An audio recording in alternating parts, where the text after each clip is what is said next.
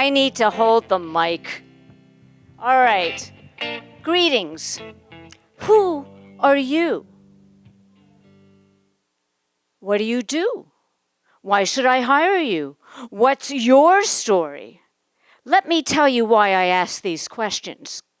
By day, I'm an executive recruiter specializing in communications and marketing. It's really important that I ask the right questions to find out about my candidates and the value add they make to my clients when they hire my candidates. I've been asking these kinds of questions for over 40 years. And tonight, I'd like to do some with you. This is our chance to do audience participation. When I have done all kinds of questions over the years, I've also learned from a wonderful writer by the name of Marcus Buckingham, who wrote the book Love and Work. So tonight, I'd like to ask you to participate in this exercise. It's a visualization. Don't worry, I'm not going to do anything weird. I'd like you all to sit back in your couches and close your eyes and listen to my voice. I want you to take yourselves back to being a child, and I want you to think of an activity that you did as a child that brought you huge pleasure. No one told you or taught you how to do this activity. You did it intuitively, and you loved doing it so much so that you continued to practice over time and improved over and over again. Do you have that image of that activity in your head? Good. Now, I want you to think of the age that you were at when you first became aware of this special skill. If you have your age in your head and that special skill in your head, please put up your hand so I can see you now. Okay, we have a few hands going up. Okay, excellent. Thank you. You can put your hands down. Next, I'd like you to think of your work. If you are currently working or if you have retired, doesn't matter. And ask yourself, am I doing the kind of work that maybe as a child I had an advanced preview of what I landed up doing professionally? If any of you have done that professionally because you had early warning signals as a child, on the count of 3, say yes. 1, 2, 3, and yes. Oh, there are a lot of you who have said yes. Excellent. We are in this together. Let me tell you how this has affected me. When I was a child, I loved going into the living room and performing for my mother's dinner party guests. I would perform commercials, Nescafe in particular. And I would run into the kitchen, product placement, and come back with a bottle of Nescafe.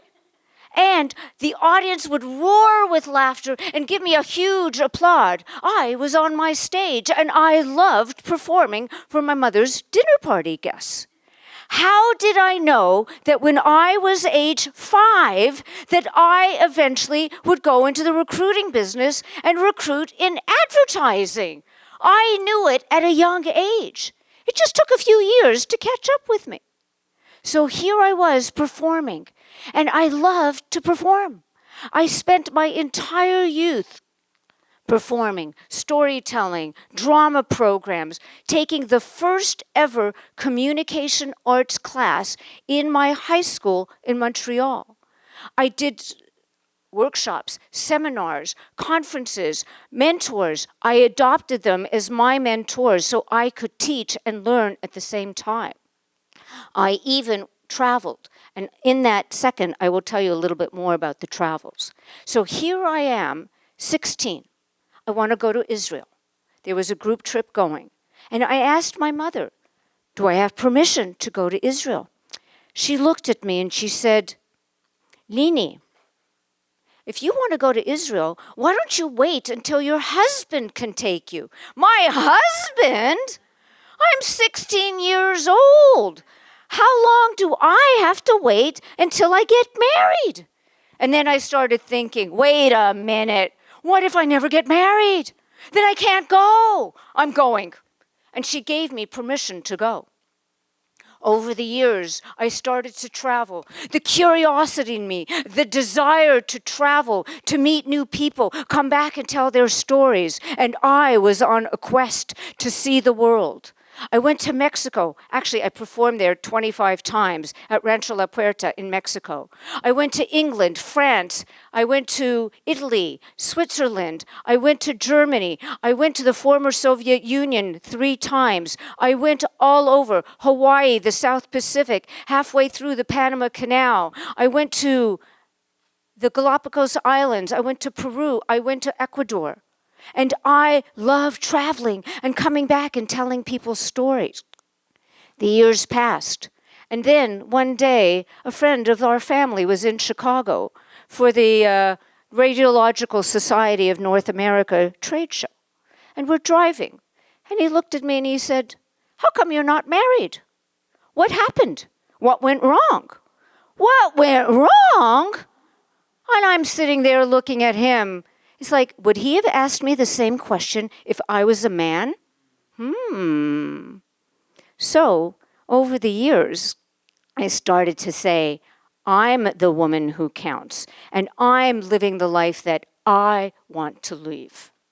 And then I decided in 1995, I was on a mission. This time, Laura Sperling, a musician, a flutist, and I went to the Ukraine. I had met her the year before in Russia. She lived in Seattle. And we spent an entire year planning a humanitarian trip to the Ukraine. We went from the Ukraine, from Kyiv, Berdichev, Novograd-Volynsk, Vinnytsia, Stary Konstantinov, and Perluki.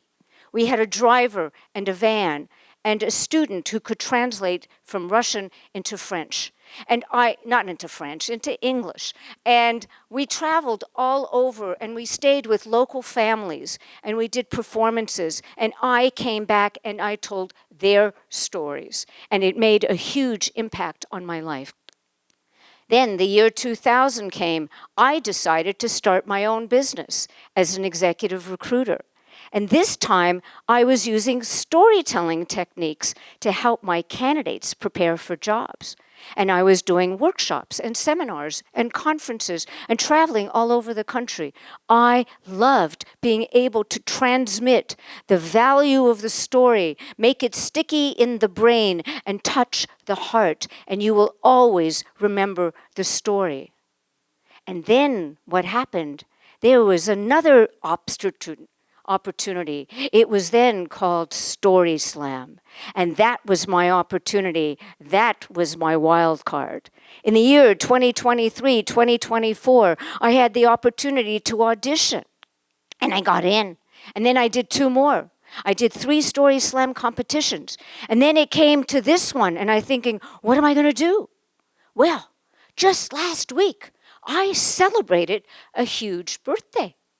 And I thought, well, Lynn, this is your time to celebrate your next decade. Because you know what? Age is never going to stop me. Because now I am finally old enough to be in Gail Zalitsky's podcast, Women Over 70. And I just celebrated number 70 last week.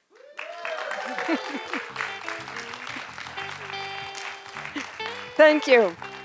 And when I think about William Shakespeare, this above all, to thine own self be true, I think then of the words from Second City, yes, and I am forever grateful. Thank you. Thank you. And I am also extremely grateful to George Raffiti and Amy Falkowski for making this possible. Thank you.